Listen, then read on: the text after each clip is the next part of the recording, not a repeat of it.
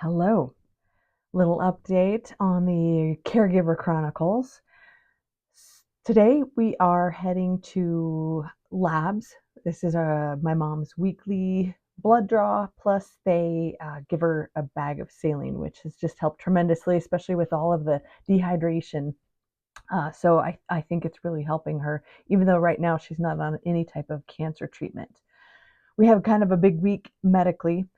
Tomorrow she was supposed to go see the oncologist. I think it's mainly just to check in about what's going on with all of the lung things. You may have seen, or if you didn't, they did have to stop the Enhertu treatment because of interstitial lung disease which had started. And so they put her on a very high dose of prednisone, which is not the funnest thing to have to go through. But at the same time, it is the only way to um, protect the lungs and hopefully reverse anything that came through. She did have her CT lung scan on Friday. We are waiting to hear back from the pulmonologist today. Um, Via phone call to see what he's seeing on this latest lab. So hopefully everything is well there. Anyway, so the oncologist appointment tomorrow morning, because they're not going to really do anything regarding the cancer yet. We asked if it could be a telemedicine appointment so she doesn't have to get up early and go into the doctor. So they did agree to that. And so we'll be hearing from them tomorrow after hours, basically in the evening. And then Wednesday, a completely different thing, but it all adds into just the pain and the all the yuck that's going on right now. Is she does have an appointment with the pain doctor to take care of an injury she had when she fell gardening a couple of years ago. Um, Specifically, it was C5 and C6 in the cervical area of her neck. However, this shot is going to take from C7 all the way up to C1 and give that a little bit of pain relief. And he said the main thing about doing this first is once that pain is relieved, then she can start taking on some of all the other issues that are going on. We also hope that the pulmonologist will go ahead and start dosing her down from the prednisone. I guess it's like the highest dose for her is 60 milligrams, I believe. So they'll stair step it down from 60 to 40 to 20 to being off of it. So again, we're very happy to receive that phone call today and see how to start doing that. It's just a tough drug. It's a tough drug. Like her face has not puffed up like they said. I don't know if that happens right away or if that's over time, and hopefully it won't.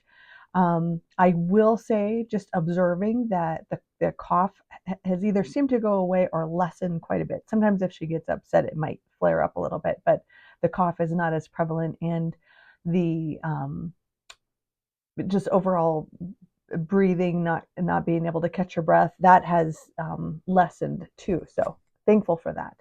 Um, I will say prednisone can, and they had warned us that moods will change. There's a lot of frustration on her part, just everything changing, and she's got a lot coming at her too. You know, she's got palliative care, she's got the oncologist, she's got the pulmonary, she's got the pain. So there is a lot of medications, doctors, nurses, helpers calling, and it's just kind of hard to keep track of everybody. So this is when you as a caregiver come in so helpfully to them. So it's like if you can kind of keep track of some of this stuff and they don't have to, all the better. Now, I also mentioned that what I would like to do is start doing a little series for us caregivers, because you may have all the tools to know how to take your stress down and let things go. You might not. You may just have heard about it, but I don't even know where to start, and I'm just going to go have a bottle of wine when I get home. And the issue with that is that it doesn't help us. It might temporarily feel better, but honestly, we need to be in our best space so we can help others. And it might not just be the person you're caregiving. You might have a family or younger kids or a very stressful job. So I wanted to go over some breath work. It's a yogic breath work called Ujjayi. And sometimes people say it's like, oh, the Darth Vader breath or the ocean breath. And you can hear both depending on, where you are with movies and all of that. And the best way to think about it is if you had a little hand mirror and you were trying to fog it up.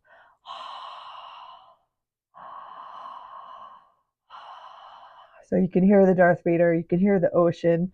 The challenge with keeping your mouth open, even though it might be a nice place to start, it dries your throat out really quickly. So you'd probably need, a big bottle of water right by, which is fine. You can stop. And the nice thing about breath work is you can do it pretty much anytime. You can do it.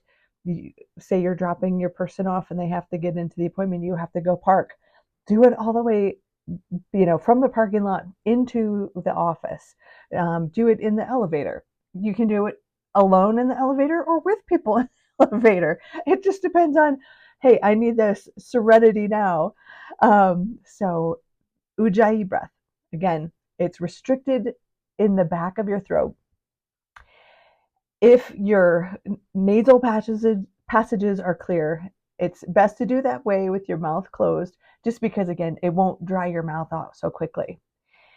So if you want to do it with me now, you can close down your eyes, take just a moment to relax your shoulders.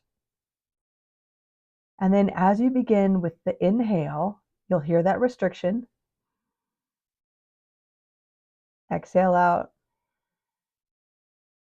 Similar both ways. And you can take a little pause on the top of each breath and on the bottom of each breath as you're switching, just to give you some points of reference. And you can take as big of a breath or as small of a breath as you'd like.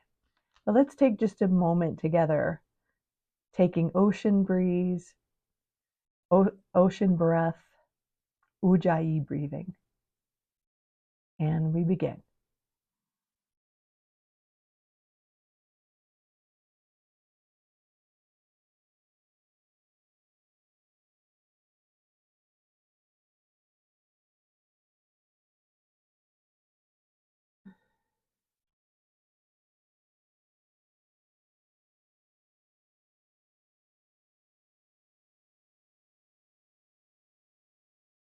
I'll keep letting you breathe with that same flow,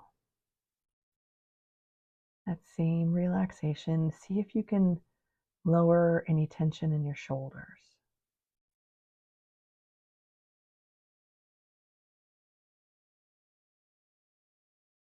See if you notice if you can relax any of the muscles around your eyes.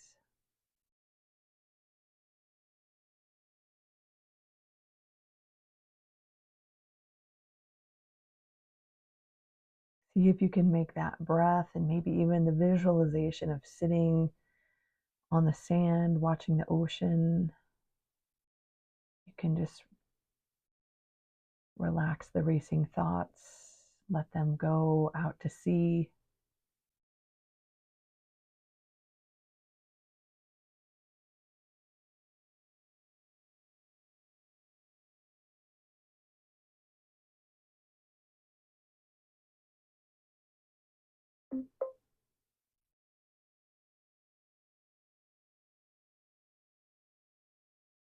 And then when you're ready, with your eyes still closed, make the last exhale out. Resume regular breathing, whether it's a little deeper, maybe a little more shallow. And then blink your eyes open. And that's a breath that you can use pretty much anytime you need it. If, like I say, if you're just in the car or in your office or in the bathroom stall and you just need to center yourself, that is a great breath that is easily accessible and highly welcome. Blessings.